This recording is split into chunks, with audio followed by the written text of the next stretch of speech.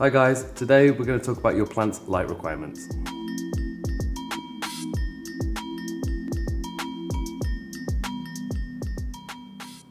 Light is energy to plants. The leaves absorb it and they use this energy to turn CO2 and water into glucose. Understanding light requirements can be tricky.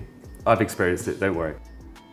To make it easier, the STEM have broken it down to 3 simple light zones: direct sun, indirect light, and light shade. Direct light means direct sunshine for most of the day.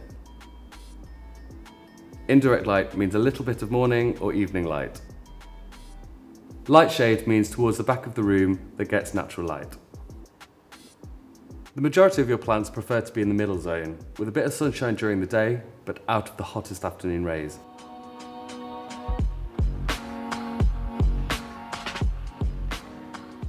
Your plant will let you know if it's getting too much light or not enough sunshine.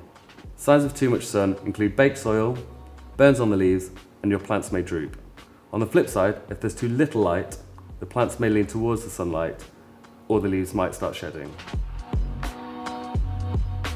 Some other top tips of mine are to clean your plant's leaves to remove any dust, just to help absorb more light.